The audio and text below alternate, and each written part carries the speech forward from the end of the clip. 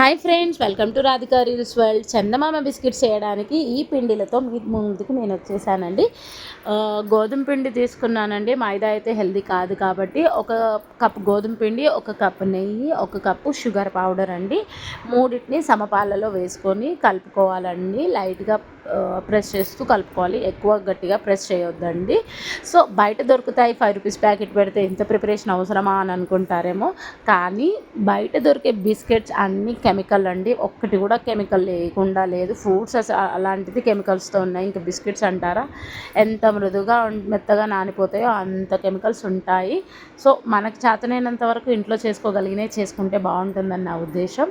కొద్దిగా షుగర్ తక్కువైందని మళ్ళీ వేసుకున్నానండి. సో పిండిని ఇలా చూసారు కదా, లైట్గా ప్రెస్ చేస్తూ మనం కలుపుకోవాలండి. జామున్ పిండిని కలిపినట్టే, ఎక్కువ గట్టిగా ప్రెస్ చేయొద్దు. పిండిని వచ్చేసి ఇలా స్క్వేర్ షేప్లో మనం చేసుకోవాలి, ఎందుకంటే షేప్స్ కరెక్ట్గా వస్తాయి. చందమామ షేప్ అనేది కరెక్ట్గా వస్తుంది. చిన్న మూత తీసుకొని మనము కట్ చేయాలి. ఏ సైజు కావాలంటే ఆ సైజ్ అండి.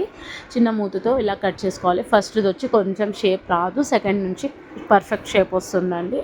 మనం ఉస్మానియా బిస్కెట్ లాగా కూడా పెట్టుకోవచ్చు, ఏ షేప్ అయినా చేసుకోవచ్చు. సమ్మర్ కాబట్టి పిల్లలతో చేపిస్తే చాలా వాళ్ళు కూడా హ్యాపీగా ఫీల్ అవుతారు. మా పిల్లలైతే అలాగే ఫీల్ అవుతారు, మీ పిల్లలు కూడా ఫీల్ అవుతారని అనుకుంటున్నాను. మీరు హెల్దీ ఫుడ్స్ చేసి మీ పిల్లలకి ఇస్తారని అనుకుంటున్నాను. శ్రమ అనుకోకుండా హెల్దీ ఫ్రూట్స్ అనేవి పిల్లలకి అందజేయండి.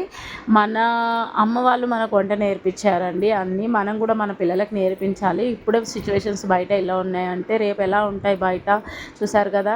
చందమామ బిస్కెట్స్ రెడీ అయిపోయినాయి. ట్రేకి కొంచెం నెయ్యి అప్లై చేసేసి వన్లో పెట్టుకున్నానండి. 160 degrees 2-3 minutesలో అయిపోతుందండి. 160 degrees పెట్టాను, 2-3 minutesలో అయ్యాయి. బాయ్.